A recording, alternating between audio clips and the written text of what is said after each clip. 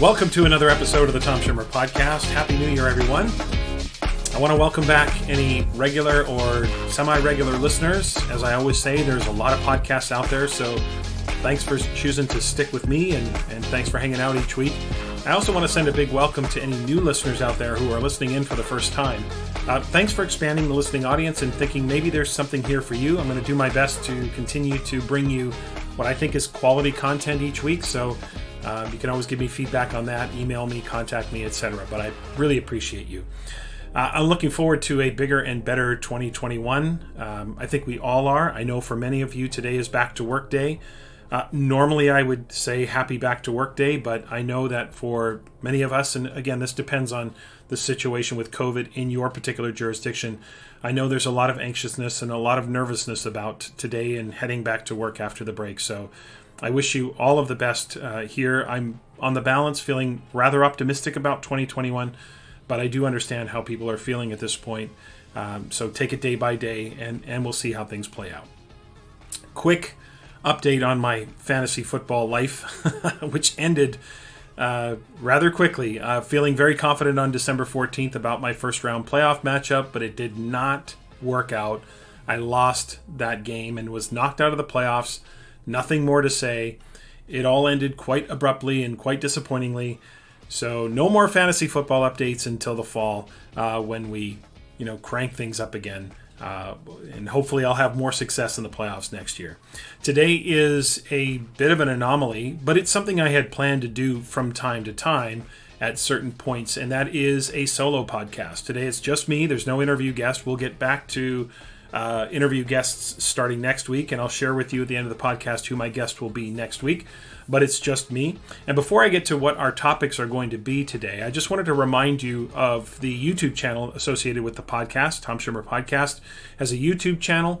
There are full episodes that are posted there, but the video versions of the interviews are also posted there 2 or 3 weeks after the podcast goes live. And I think those video interviews are quite good for PD sessions. If you hear something that one of the guests talks about, maybe you heard something that Cassandra said about collaborative common assessments, or it was something Anthony Muhammad said about racial equity, or maybe, when it comes to innovation, you heard Katie Martin talk about learner-centered innovation. You thought this would be a great clip to stimulate some dialogue amongst colleagues. I would really encourage you to subscribe to the YouTube channel. You'll get updates when content is posted there, and you can check out the videos on that channel. I'm also hoping to add some shorter, kind of single topic, quick hitter kind of videos this year as well, to kind of expand what's on the YouTube channel. So again, just keep an eye on that. I'm hoping to bring some different and newer content to that channel as well. In today's pod, in the middle segment, I'm going to explore and talk about 5 leadership lessons that I've learned over the years. Not necessarily my top 5 or the 5 most important, but they are just 5 leadership lessons that I've learned over the years. And really, a lot of it just comes from my personal experience and sharing some things that worked for me, and hopefully they can work for you as well. In Assessment Corner, I received a question about assessing collaboration and how that fits in with group scores and group projects and all of that. So I'm going to dig into that topic as well toward the end of the podcast. So anyway, that's the plan for today. A little solo project this week, getting back to our regular program next week. Really appreciate you listening in. Lots to get to, so let's get to it.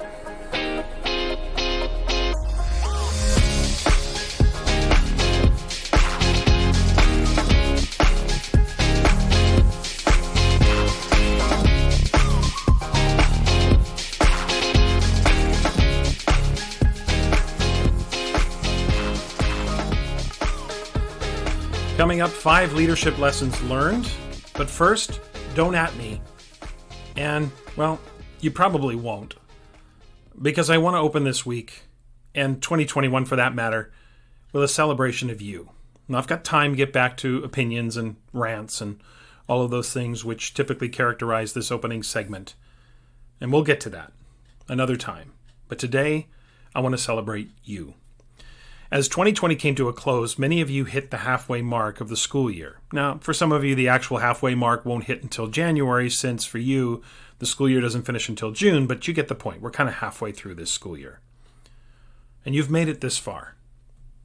Has it been tough? Absolutely. Has it been stressful? No doubt. Did some of you contract and survive COVID? Probably. Did some of our colleagues leave the profession entirely? I'm sure they did. And did we lose some of our colleagues? Sadly, we probably did. This school year has been formidable. Yes, last spring was too, but it was more of an acute situation that maybe had a little bit of novelty to it, and many schools and teachers had had enough face-to-face instruction to piece together last school year. This year, though many schools are face-to-face, and many of course are not, it feels just as stressful, maybe more so, since last year, at least in North America and in the Northern Hemisphere, we were going from winter to spring. And so the weather kept improving and being outside was more possible. And there was a kind of adrenaline to the quarantine, at least at first. I'm not saying it was a positive, but there was this kind of novelty or adrenaline to it. Now, on the other side, it was probably scarier in some ways because we collectively knew less about what COVID was. But again, there was that uniqueness to it. But it's wearing on people. I'm sure you can see it. I can see it. You can feel it. And with the onset of winter and the busyness of the holidays and the collective disappointments that have come with our inability to see so many of our family members over the holidays, this first half of the year has been unlike anything I've ever seen in my lifetime, and I'm sure it has for you too.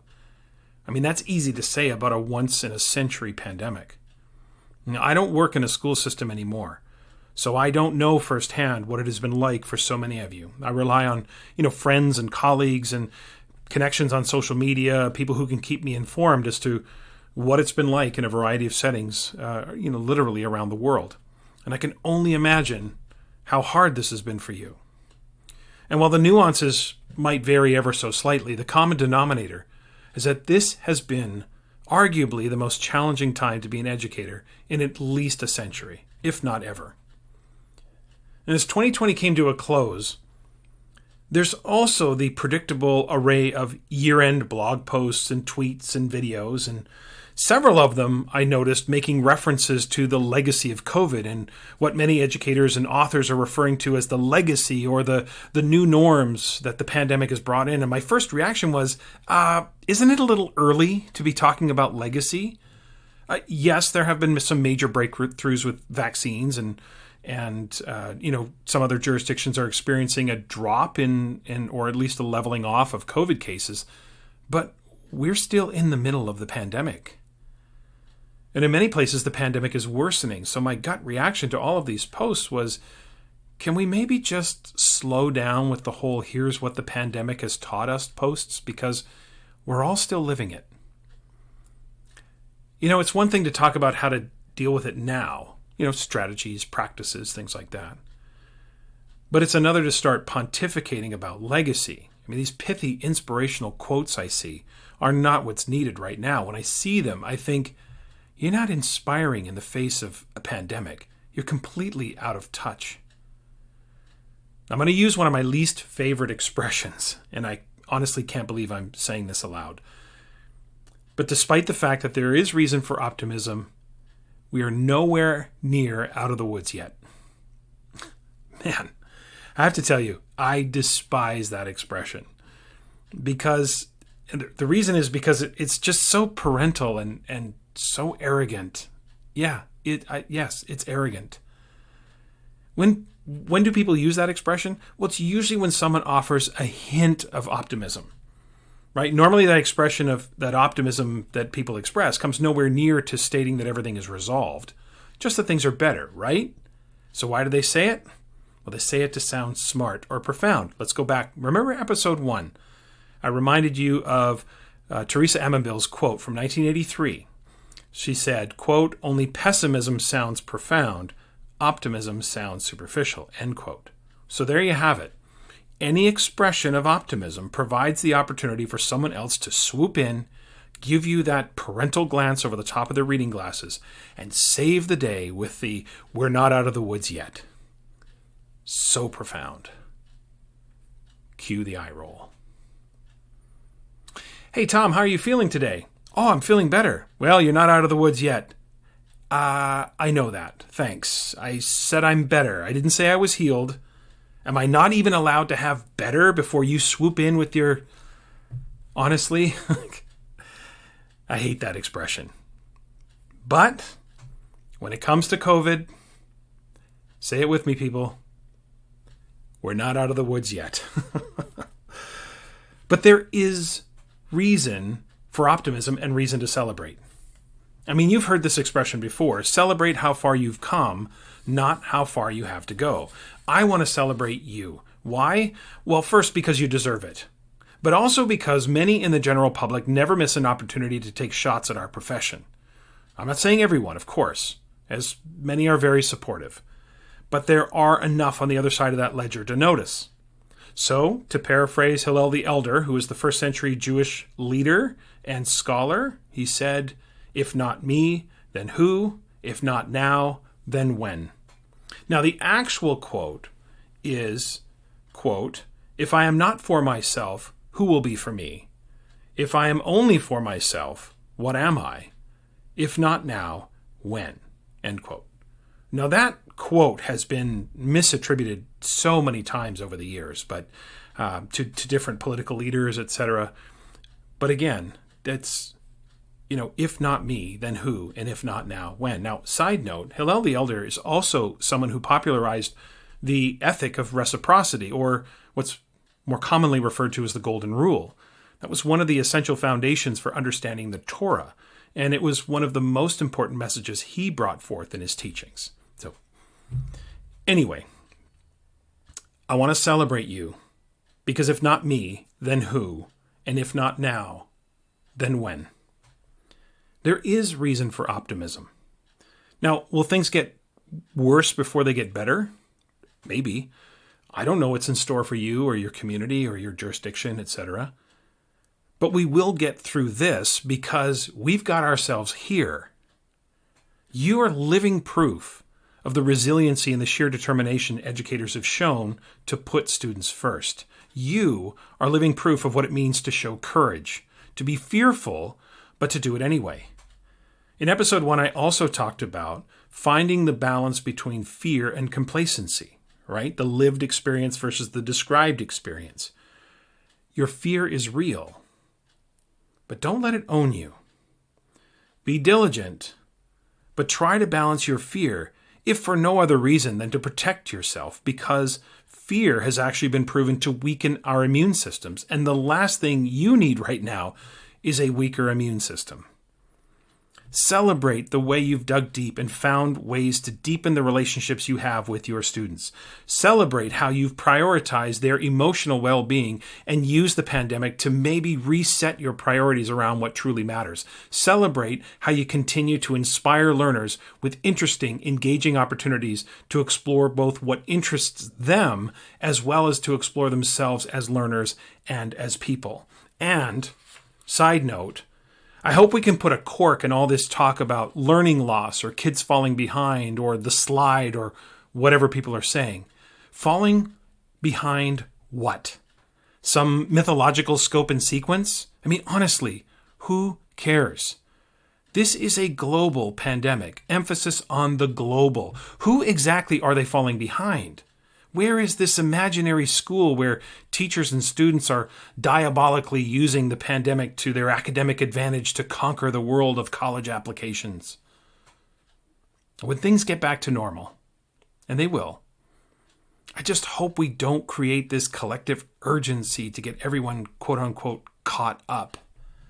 Just keep them learning, keep them inspired, keep focused on them. So they didn't do your Peru unit, honestly. Who cares? Focus on what really matters. And celebrate what you have learned about yourself and our craft during this pandemic. I want to celebrate you because you stepped up and have been everything society needs from our profession. I know there have been challenges in specific jurisdictions, and there have been confrontations in acute situations. I get that.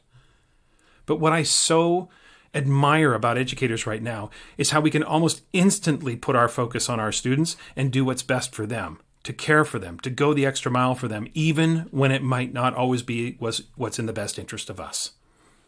Now, those outside of education just don't understand that being an educator is not what we do. It's who we are. So in this moment, I celebrate who you are and all that you've done so far through this pandemic. Yes, we have a ways to go.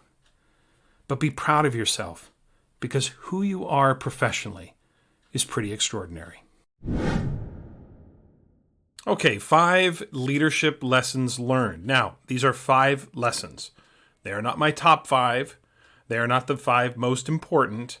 Just 5 leadership lessons. Also, these are lessons that I have learned. They are from personal experience. It's possible that you had an opposite experience with any or all of the ideas I'm about to share. No problem. That's part of our own personal growth. I've made many mistakes in leadership, that's for sure, so let's get that right. We all do.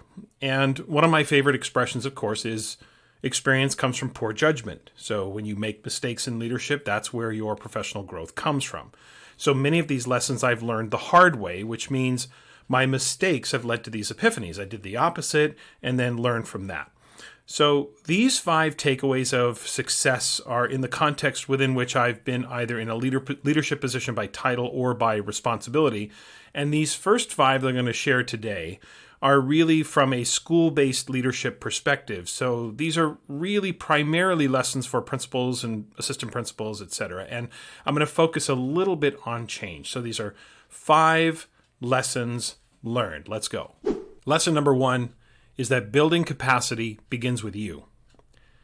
I have never bought into this whole, I just empower people and get out of the way kind of leadership style. Now, of course, I believe in empowerment and shared leadership, but administrators have to know, if we're going to be instructional leaders, we have to know what we're talking about if we're going to lead anything with any kind of credibility. Now, you don't have to be the expert in the school, and after a short while, you probably shouldn't be. But you need to know enough to have credible conversations with those who are attempting to implement the new ideas that we're all discussing. Nothing says leadership than when you exemplify lifelong learning and begin to understand the intricacies of whatever we're all trying to implement and whatever the focus is for the school. Now, my assessment journey, as many of you know, began in my own classroom. From that perspective, when I had a part-time teaching responsibility as a vice principal in a middle school, I had that teaching responsibility, and that allowed me to put some ideas into practice firsthand in the class I was teaching. But even if you don't have teaching responsibility, you have your experience and you have an area of expertise, so you can easily partner up and work with some early adopters to make sure that you fully understand, with a good level of detail, you fully understand how to put theory into practice.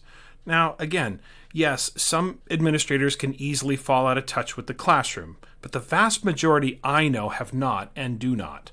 The whole, what do you know? You're not in the classroom anymore is really just, to me, more often than not, just an excuse to try to discredit the person on the other side of that conversation. You can kind of say something like that to anyone. You've never taught math before. You've never taught 6th grade before. You've never been a high school teacher before. You've never taught on our side of the town, or so on and so forth. I mean, there's always something to say to somebody. Many of my closest friends are now administrators, and in all honesty, they were some of the best teachers I've ever worked with.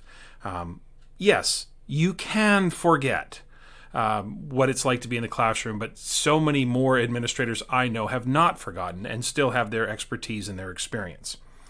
So because you can forget, do what you can to keep yourself as close to the change as possible, okay? So if that means teaming up with somebody, then team up with them. Do it. Have at least some firsthand knowledge or understanding, because that will go a long way in terms of building credibility and you authentically having empathy for how hard it is to implement some new ideas. So again, building capacity begins with you. As leaders, we have to know what we're talking about. This idea that I just step aside and let everybody run with it, we know that administrators have to be involved in change in a more authentic way, and we have to take ownership of that, because there are some decisions that have to be made. Sometimes they are budgetary decisions. Sometimes they are about prioritization around the distribution of professional learning funds, or different goals or visions that are connected to what the district is doing. So the idea of just getting out of the way and not knowing anything about some of your top priorities, to me, is inexcusable. So as a leader, the capacity begins with you. You have to know what you're talking about. Lesson number 2 is explain your no. That's N-O. This one's about consultation. When you consult people, it can be a very empowering and inclusive process. And it's something where people can really feel as if they are contributing to the collective. However, it is also a process that can quickly become very superficial. In any consultation process, it is critical that leaders explain their no. That means you explain why you didn't choose a certain course of direction, why you said no to certain input. It's so easy for consultation to become this kind of going through the motions process where people start to feel it's just leaders giving lip service to the whole idea of consultation. What's worse than not consulting at all is the inauthentic effort to give the appearance of consultation. So don't consult people unless you are authentically open to others' perspectives. And once you are open to others' perspectives, you don't have to take every piece of advice given to you. I mean, that would be impossible. Now, on the other side of that, just side note, if you are being consulted, let's not think that a leader is always going to do what you want or what you say. You can't just say when a leader doesn't do what you've said or what your input was, you can't say, well, they're not listening to us. Well, okay, I understand that, but that phrase often gets used, but it's actually code for, they're not doing what I want. They are hearing you, but they're not doing what you say or what you want. So we have to be careful that when we're being consulted, we don't just assume that because I'm being consulted, that leadership is just going to follow with what we say all the time. Leaders have to explain the limitations and the parameters or whatever the reason was, but you still have to explain why you didn't take someone's advice or a group's advice.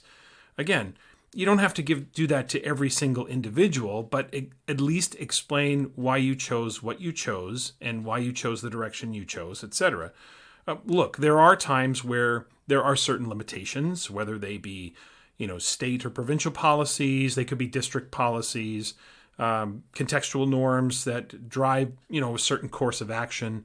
There are often limitations. I mean, the best case scenario is for a leader to outline the parameters of the limitations ahead of the consultation process so that people don't feel like they're wasting their time giving you input and then you come back at them saying, well, we couldn't do that because of these policies or regulations. Well, you could have told us that ahead of time, right?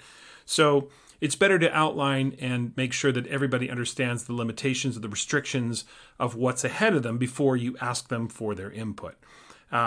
If you want people to know your consultation is authentic, if you want them to feel valued, and that you're not just giving the appearance of consultation, but you're truly trying to create a consultative kind of process and an opportunity for people to give input, then you have to explain your no. You have to explain why you chose not to take certain pieces of advice, because 1, they'll know then that you actually considered it, and 2, they'll know that there's a thoughtful reason behind why you chose the course of action that you did or why the team decided to go in a certain direction. So consultation is empowering. Consultation can be very inclusive, but it can also go sideways very quickly. And so from my perspective, anytime you authentically ask for others' input, you owe them an explanation as to why you didn't choose to take their advice and why you went in the direction that you did. Number 3, sweat the small stuff, because little things can actually be big things. Now, I don't mean sweat the small stuff as in get yourself all bent out of shape over the smallest little things. But what I mean is this one's really about how the smallest moves can actually have the biggest impact. And you never know when those moments are going to arrive. You never know when they're going to occur. So there really are no small moments. Every moment in leadership really is a big moment because you don't know how that moment is going to impact other people. So I learned this lesson in what many would probably think would be a throwaway moment, something that just occurred in the course of a day, something that's not that big a deal. And truly, it isn't that big a deal. But again, leadership isn't about what you see on TV or in the movies. Leadership is about those day-to-day actions that demonstrate. And this sort of experience taught me that it's the smallest things, it's the day-to-day things that can really make the biggest difference for people. So I'm going back to 2003 when I was a vice principal of a new middle school. I just moved to this brand new middle school in our district, and I had just come from a previous 4-year stint in a different middle school in the district, and our district was converting to a middle school model. So this was the last school. So one of the reasons I had been transferred there is because of my experience in the previous school. The principal of this new middle school he's an experienced educator, experienced administrator, but had never worked under a middle school model. So we came together and I think we made a pretty good team. And as a result of that, he afforded me, pretty prominent leadership roles in the way that things were rolling out in that first year. And I was really appreciative of that.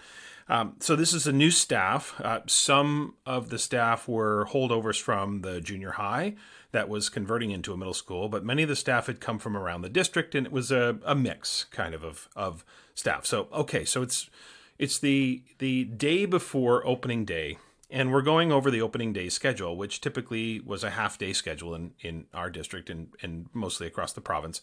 It's a half-day for students and half-day of teaching for teachers, and then we had, staff meetings and things in the afternoon. So in the old school, we had a mini schedule for that first half day. So we would run an entire, what we called a day one schedule. We had day one and day two. We would run through all of their day one classes in a kind of mini condensed schedule. So they probably had, 30 to 40 minutes. Not even, less than that with each of their teachers. So I just thought, that's what we did at the old school. Is what we'll do in the new school. So let's just roll with that, right? Okay, so we're in the staff meeting the day before opening day, and one of the more veteran teachers on our staff, who had come from another school, so was not a holdover and we'd never worked together, raises his hand and makes a suggestion. He says, can we change the schedule, the opening day schedule, so that we as core teachers have our homeroom class for the entire morning to kind of get them situated to the school? So, again, a little bit of background on this new school. None of the students had ever attended this school before because this was a grades 8 through 10 junior high that was now converting to a middle school. So the 8th graders from the previous year were off to high school. So this was an entirely new group of students coming to our school. None of them had actually ever been in this school before because the youngest students were off to high schools from the previous year. So it was a new staff, new students, everything was new. So we asked the question, could we just have our students for the full kind of 3 hours and a bit? We had a nutrition break built into that schedule, but he said, can we just have our students for the entire morning? And I thought to myself, well, I don't see why not. That's not a big deal. I think, I don't see why that's problematic. That was my response, but I looked over at Don, who was the principal, because again, as much as he afforded me leadership opportunities, his reaction, of course, was important. Listen, as much leeway as I was given, I was not the principal of the school, and I know my role, and therefore, this is something that the principal has to approve. Don looks at me, no big deal. And so then we talked to the French and the PE teachers because in our school, they were specialists. And if we let the students, be with their homeroom class the entire time, then those teachers wouldn't see any students in that morning. They said, yeah, no big deal. It's not long enough for us to do much with them anyway in those class periods. Okay, we checked with the exploratory teachers. How about you guys? What do you think? And same thing. No, we're good. It's not really long enough. And of course, some of those teachers taught other classes, but no big deal. So we look around the room and we're all like, yeah, no, let's do it. And so it's done, and I just said to the staff that I'll send a revised schedule after we adjourn this meeting. You'll have it in your email within 15 minutes of finishing the meeting. No big deal. We'll schedule the break. All done. No big deal. And honestly, I thought nothing of it after that meeting, and probably would have left the meeting not even having remembered this entire experience, except for when I was about to walk out. So I'm about to walk out of the meeting. We were in the library, and the teacher who made the original request and another teacher wanted to speak to me, and they pulled me aside. And I'm like, okay, so what's up? And they proceeded to tell me that we want to just tell you how much we appreciated how you handled that request. And I'm thinking to myself, this isn't that big a deal. Like, I don't get what the big deal is. But they proceeded to tell me that, we haven't always had that experience in the past with administration, and we appreciated knowing that you and Don are open to making adjustments, et cetera, and listening to us and listening to our input, and that, we have a say. And at the time, like I said, I remember thinking to myself, this is a pretty low bar. Like, I can meet this level of expectation, no problem. I can listen. That's not that hard. But I can tell you upon further reflection, it really caught my attention because it's often, I should say, those little things. Changing the schedule took all of 5 minutes front to back. Sent an email, no big deal. The students are none the wiser. But to those two, and I think to the majority of the staff, it made a huge difference. And, kind of surprised me that something that I thought was just a throwaway moment really did make a big difference. It made a huge difference to them and feeling heard. It wasn't the actual act of changing the schedule.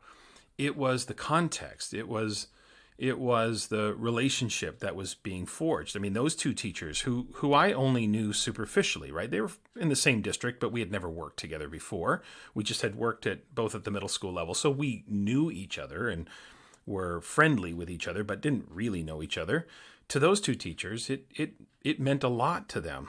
And look, that's just one example, but it was such a reminder to me that every small moment really isn't a small moment. It can be a big moment.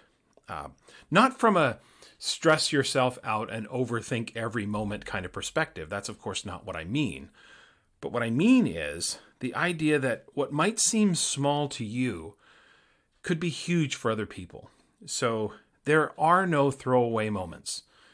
Every moment is an opportunity for you to make a small, medium, or large difference in the lives of the people you work with. And so again, the point here is that sweat the little things, the small stuff, because those little things can often become big things. Okay, number 4, prioritize practicality. Now, this isn't a lesson that I learned so much from making mistakes as it was a lesson I learned in real time, just as things unfolded. Orthodoxy is easy. I often say to people, preaching orthodoxy of anything is easy, but teachers don't really live in the orthodoxy of very much. And from a keynote stage, for example, it's easy for me to get on stage and just, preach orthodoxy at people and shame them if they don't do that. And to me, that's just the wrong way to approach all of this work to begin with. But educators are often facing contextual norms, policies, history, idiosyncrasies, all these different things that make the seamless implementation of any ideal challenging. Sometimes moving forward means, taking steps toward the goal, but not achieving perfection or achieving the orthodoxy. And I think it's important to always remember that. You see this a lot in assessment, and especially in grading, where people have this ideal of moving towards, say, standards-based grading, but there's always some compromise that needs to be made. The whole premise behind the book I wrote, Grading from the Inside Out, was, the idea of developing a standards-based mindset is about compromise. It's about shifting to sound grading practices, even in a context that still, requires certain things. So in the case of my experience, it was the fact that our province dictated percentage-based grades, and we were at one of the high schools I worked at. We were kind of faced with this, pivotal moment where we had to ask ourselves, because we're required to report percentage-based grades, does that mean there's nothing we can do, or can we change sort of the engine that produces those grades. And that really was the genesis of the mindset idea, the idea of change how you think about grades. You can begin to shift some things, even if you don't have control over the end product, which is the reporting structure or the report card or what have you. And almost every jurisdiction has some parameter or policy that serves as a restrictor. Rarely are things implemented sort of all or nothing. I know that many present ideas that way, and often it's important to sort of illustrate to people what the nth degree of a new process or a new idea would look like. But thinking about the immediate or short-term wins, that's usually what adds up to the big change. It's not sort of an all or nothing, you have to go all in, you have to be fully committed. It's often those immediate and short-term wins that add up to becoming a big change. So a lot of times the right question, I think, is what can we do in the face of some of the structures or policies or practices that we might be facing? I think it's critical that we always look for what I call acceptable alternatives, or sometimes I refer to them as imperfect solutions to an already imperfect system or circumstance, right? So in the case of percentage-based grades, there are ways that you navigate through that with a certain mindset that allows you to, in the end, still report on percentage-based grades, but maybe you're beginning to examine evidence of student learning on an individual task basis. You're focused on levels of proficiency along a rubric, and then doing some sort of conversion that is not going to be perfect, but it's going to at least be a kind of a simulation of where that student would be, and you're trying to make the best of it. So for me, acceptable alternatives are there practices that find the sweet spot between the status quo, which is obviously an undesirable, and the orthodoxy, which is obviously the desirable outcome, right? And I think that really helps with people who are hesitant to make changes. They can feel more comfortable because you're asking them to take a step or two forward. You're not asking them to go all in, but you're asking them to sort of move forward at a more comfortable pace, and it helps them be more comfortable with the prospect of change, while at least maintaining some of the core of what is the desirable outcome of the change. There are ways to at least move ahead, even if it's slowly. And so in the case of grading, again, just because you have a percentage-based grade book that is dictated, say, by your district or by your state or by your county or whatever the structure might be, it doesn't mean there aren't ways to revamp the assessment practices that produce those grades, right? So it's important to think about what are the practical ways in which we can create some immediate or short-term wins along our pathway to making a larger change happen.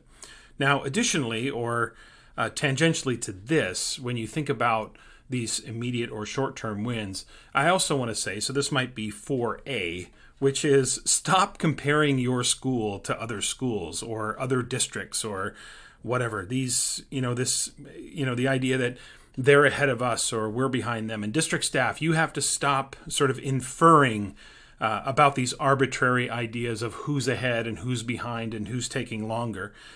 You are where you are, and your context is often going to dictate the pace of change, and the uniqueness of your context is going to make a big difference.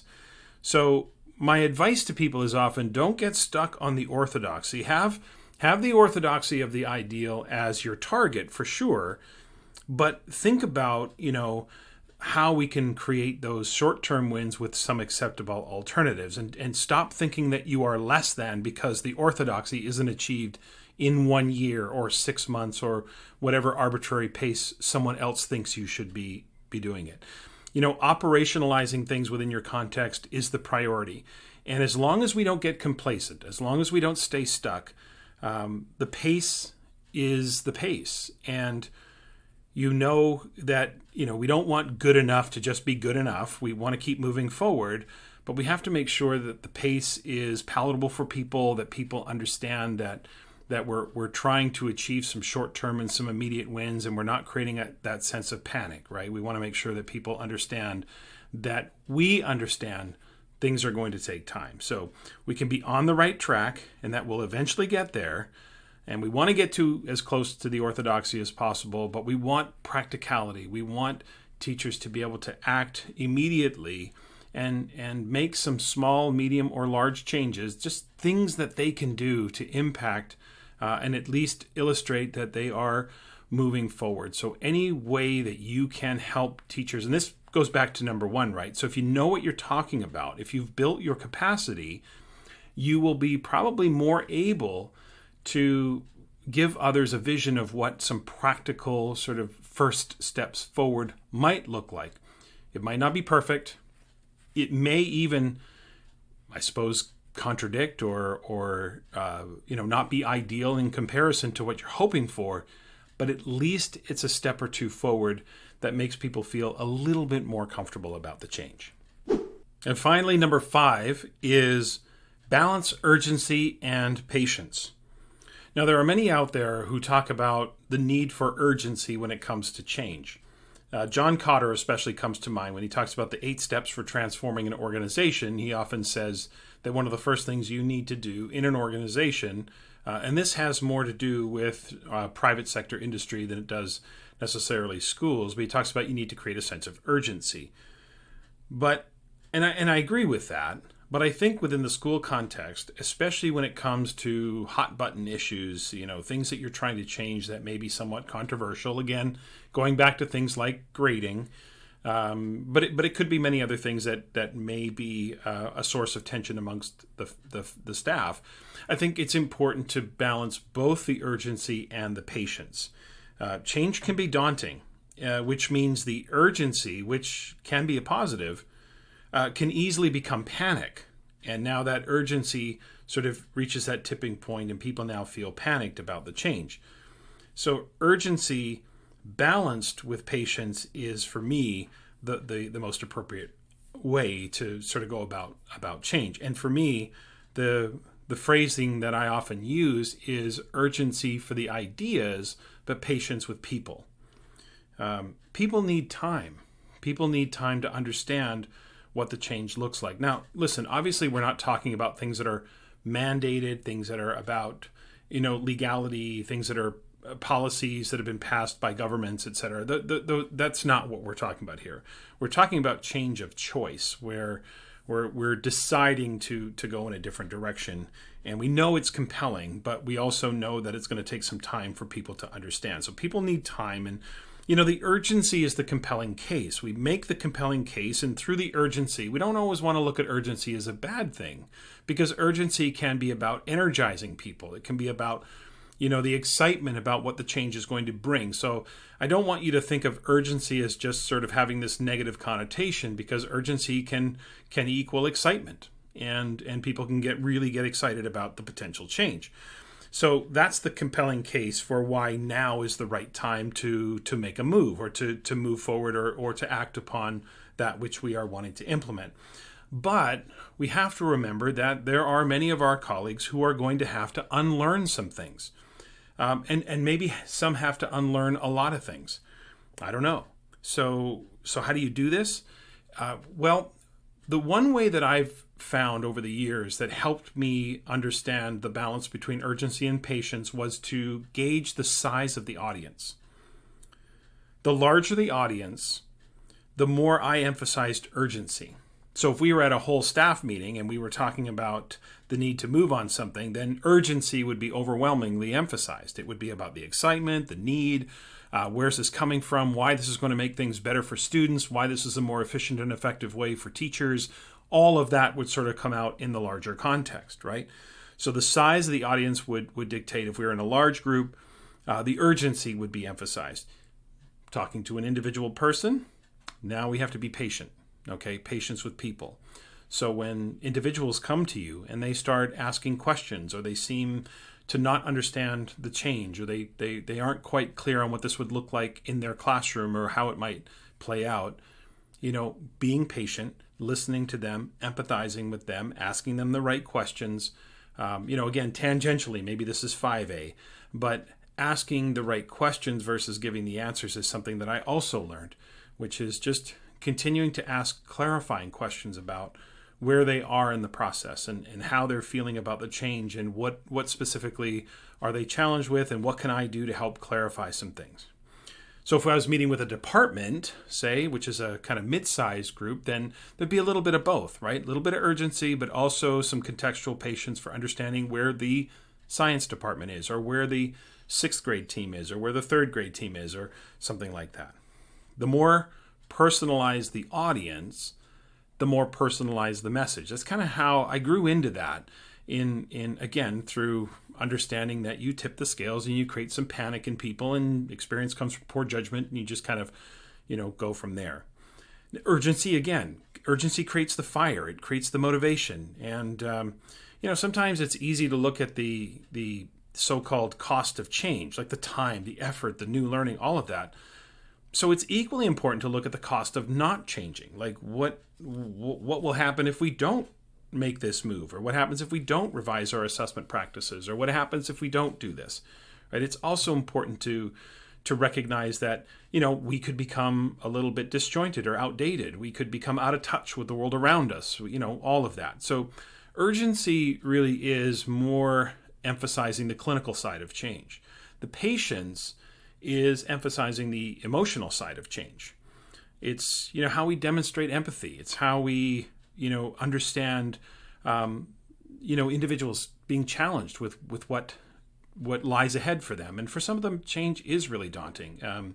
Some people really like predictability, and they like the sense of consistency with which they've gone about their work for the last 10, 15, 20, 25 years. And the prospect of changing is not all that easy to handle. So being empathetic and trying to resist the frustration and all of those different things that can be natural and can come out, trying to resist that is really important. So, again, some will have a lot more to do than others, but we can't ignore the fact that for some people, change is daunting. So as long as, things don't devolve, again, into stalling or a kind of passive-aggressive blocking or, that can happen, and I've experienced that, but I'm not saying that's the norm, far from it. We have to know that the whole idea of this too shall pass. I mean, that's kind of a passive aggressive way to resist, but so that's not the majority of people by a long shot. Most of the time, what looks like resistance is often a lack of clarity. It's a lack of understanding about where the change is going. So urgency and patience always in balance. Balance the two. Never one without the other, but the audience for me dictates which one is emphasized, right? So it's never an all or nothing. It's never all about the urgency in absence of patience, and it's never all about the patience in absence of urgency, but it's a kind of sliding scale, I mean, are there exceptions to this?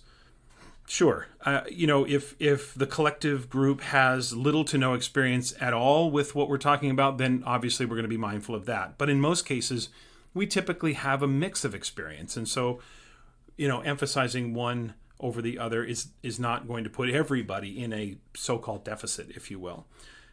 Again, urgency for the ideas, but patience with people, I think, is how you create a compelling approach to change that simultaneously prevents individuals from feeling panicked or overwhelmed by what it is you're asking them to do.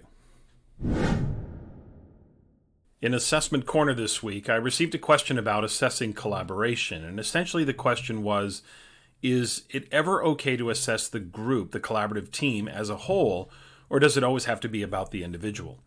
Collaborative learning, you'll recall, if you listen to episode 11, where I interviewed Tara Barton, we were talking about collaborative learning within the context of service learning. So that came up, and we talked a little bit about that. So I want to address this question in 3 parts. And the first part is really about what you're assessing. So first we talk about what you're assessing. Group scores really are about providing a single score to an entire group, which in many cases assumes that all the students have reached the same level of proficiency with the learning goals that were at hand. Now, group scores themselves are not the issue. It's not inappropriate for all students in a group to earn the same level. It is inappropriate to give all the students or assign the same level to all students in a group if you haven't verified that all students have reached that level of proficiency. So with group projects, you might think about, when it comes to especially things around academic achievement, there may be times where you'll want to add in an individual component to the group project. It doesn't have to be anything onerous, but it is an opportunity for students to express individually the degree to which they have learned what it is they were supposed to have demonstrated with the project. So it might mean in a face-to-face setting, and of course this becomes a little more challenging in a virtual environment or a hybrid environment, but ultimately if the students were to submit their project, it may be immediately following that there's an individual component, which could be a reflective piece where you ask the students to write a paragraph or two about how the project demonstrates that they have met the learning goal and some of the inferences that the teacher should notice when assessing the project. When you assess projects, you've talked about this, you use rubrics, you're making a scoring inference, so you have to infer. And so the student pointing that out would indicate to the teacher the degree to which they have learned that. Now, on top of that, if you're assessing collaboration, we want to separate that out and then think about collaboration having its own criteria, right? So separate to the learning goals, we would have additional learning goals of collaboration. So we would have criteria that's centered around, have they established roles and responsibilities? Do they have process for coming to consensus? How do they resolve conflict? Active listening? Are they gauging the contributions of the individuals? Commitment to the work, protocols, etc. Depending on the activity, you can expand or reduce that as applicable. Now, all of that has to be made clear and taught explicitly. So that's why Cassandra, Nicole, and I, when we wrote Growing Tomorrow's Citizens in Today's Classroom, we identified collaboration on 3 levels. We talked about collaboration 1.0, 2.0, and 3.0. Now, collaboration 1.0 is the long-standing sort of traditional approach to group work, which was just using groups as the means to an end. So instead of individuals producing a project, we put them into a group of 4, but the goal was still about the academic learning goals. It was still about content proficiency, and that had kind of moved through the decades. When we talk about collaboration as a 21st century competency, we're really talking about collaboration 2.0, which is where the means and ends are switching places. Now, I'm using content to teach you how to collaborate, and collaboration 2.0 is where collaboration is the outcome. I'm wanting to teach you how to collaborate, and that's what I'm assessing. What we call 3.0 is the blending of the academic standards, if you will, and the collaborative process.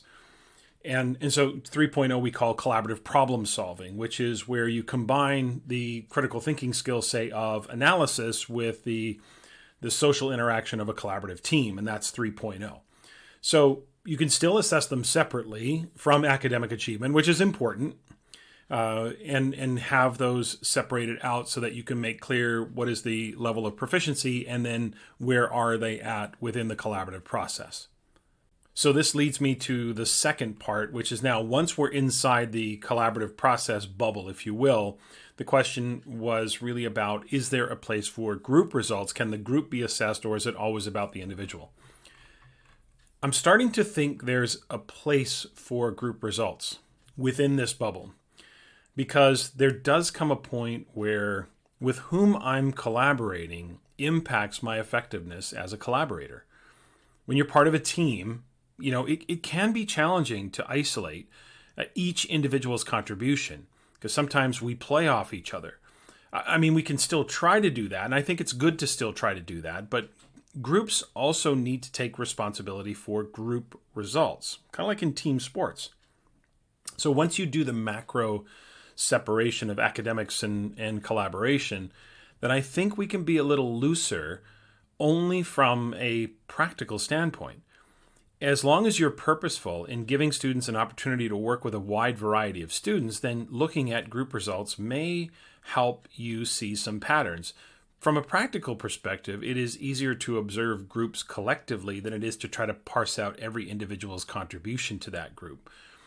So there may also, so students have an opportunity to work with a variety of different students. You may start to see some patterns. And at the same time, you might decide as a teacher that some of the teams are gelling. They're starting to find their groove. If you keep changing the groups, then it's really difficult for groups to establish kind of some norms or some habits or some, maybe some idiosyncrasies with which they collaborate. So you may find the balance between that. And I think as a teacher, you need to decide, what is most favorable. Is it the biggest benefit to keep changing the groups, or is there some benefit to some cohesion with the groups that there's an opportunity to work over and over again with people? I don't think it's an all or nothing endeavor. I think, letting groups work together multiple times and then shifting things occasionally, I think is a good balance there. All I'm saying is that, there can be an opportunity to observe the groups as a collective, to truly watch the teamwork and those results as well in terms of how the team is produced. So this goes to the third part, and it speaks to the larger part around equity and true inclusivity when it comes to collaborative teams. And it goes back to something that I mentioned when I was chatting with Tara in episode 11, and we were talking about collaborative learning. And in that conversation, I mentioned something that Anthony Muhammad had said in episodes 2 and 3 of the podcast, where we were talking about, some of the differences in what success looks like. We were contrasting the definition of success between, white versus non-white cultures. And so Anthony said, so in framing the question to Tara, I reminded her of something Anthony said. I'm going to remind you here of what he said as well, and I'm quoting him, quote, Anthony said, in European culture, individual success is more important than collective success. In tropical communities, communities of color, group success is more important than individual success. Individual success can sometimes be looked at as insulting. That in some African cultures, if I stick out as a show-off, I take away from the group collective, end quote. So that really stood out for me. And then talking to Tara about collaborative learning and within a service learning, it has really got me. So the timing of this question is great, because I've been thinking a lot about where do group results what role do they play? Where do they fit? Being a culturally responsive teacher, creating a culturally responsive learning environment, and therefore having culturally responsive assessments, it begins with a redefining, and by redefining I mean an expansion of what really matters. So if we can consider moving beyond the very narrow kind of Eurocentric focus that everything is always about the individual, and again, we're not talking about expanding to group reading levels or those types of standards that lend themselves to individual assessment. Again, too often we view things as kind of an all or nothing, and balance is usually the answer.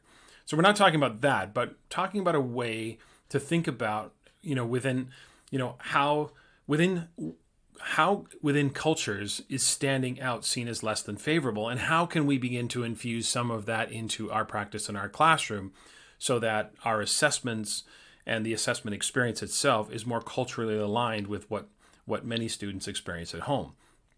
Listen, I haven't fully flushed this idea out yet, but I think, I know there is something there, and that I don't think is going to detract, but only add to the experience of our students and bring a kind of well-roundedness. We all know the frustrations with group projects in schools. And there's a lot of memes out there about, the group project and the one student that does all the work and all of those things. Those are tremendous learning opportunities for our students. And while I wouldn't want the group to necessarily negatively, in a significant way, negatively impact a student's standing, at the same time, there are opportunities and teachable moments that may come forth as a result of those experiences. So again, I haven't flushed all of this out yet, but I'm thinking aloud here with you. One of the unintended byproducts of the overemphasis on the individual is maybe the either intentional or unintentional, I don't know, the hyper-competitive environment that can start to emerge in schools when this idea of individualized, get yours, forget about the collective, just go after yours, get your GPA, all those things. When that's taken to the extreme, you start to create this kind of hyper-competitive environment. And again, I'm not suggesting that we eliminate all individual achievement, but adding is always going to require subtracting. So if we're going to add opportunities to be more culturally responsive and inclusive and put our equity money where our equity mouths are, something is going to have to give. We're going to have to, if we're going to increase the group collective, we're going to have to decrease a little bit of that individualistic assessment. So as I said, I'm thinking aloud here. I'm going to flush this out a bit more to see where it goes, and I'll probably return to a future podcast and talk a little bit more about some of the ideas that are starting to become more clear to me. But I know there's something there. So back to the original question, the first key is to be clear about what you're assessing. So separate the academic achievement standards that are clearly about the individual, and then separate those from anything that is about collaboration. And then once you do that, create clear, specific, and transparent criteria for what effective collaboration looks like. And again, once students develop competency with collaboration, then give them the freedom to create their own protocols, their own norms, or their own way of going about business. But sometimes you don't know what you don't know. So consider using protocols and structures that help students at least experience what a collaborative team looks and feels like. And that starts to build the habit, and then you can afford them the freedom once they have some grounding in those practices. And then inside the collaboration bubble, so to speak, consider both the individual assessment, but also assessing the collective in terms of the groups to see how they're functioning. And then I would just continue to refine your observation, your exploration of how this collaborative opportunity plays out for students. Collaboration is one of the most important 21st century skills or critical competencies that students can develop. It is going to just increase in terms of its importance. And so it's something we need to pay attention to. But like I said, it's the line between the individual achievement and the group collective is something that I'm continuing to kind of think about and explore. And I'll bring that back to a future podcast once I think I have the idea a little more crystallized. That's it for today, the first solo pod in the books. Remember to follow the podcast Twitter account for updates. That account is @TomSchimmerPod. My personal Twitter handle is @TomSchimmer, so I encourage you to follow both those accounts. And also, please email your questions for Assessment Corner or suggestions you have to make this a more enjoyable listening experience. The email for the podcast is tomschimmerpod@gmail.com. And don't forget to check out the YouTube channel, as I mentioned earlier. I'm going to try to expand the utility of that channel. Of course, we've got full-length episodes of the podcast there. We've got the video versions of the interviews, but I'm going to try to add some different content to that channel to make it a more user-friendly kind of platform. So looking to add those features in 2021. So we'd encourage you to subscribe to that. Next week, my guest is going to be author, speaker, and fellow Canadian Tom Hirk. Tom and I have been friends for close to 20 years.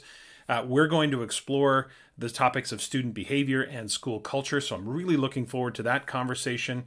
Please subscribe, rate, and review the podcast, especially on Apple Podcasts, where your ratings and your subscriptions go a long way to expanding the listening audience. And of course, if you're up for it, please spread the word about the podcast to some of your colleagues or maybe through social media. I would really appreciate that. Have a great week, everyone.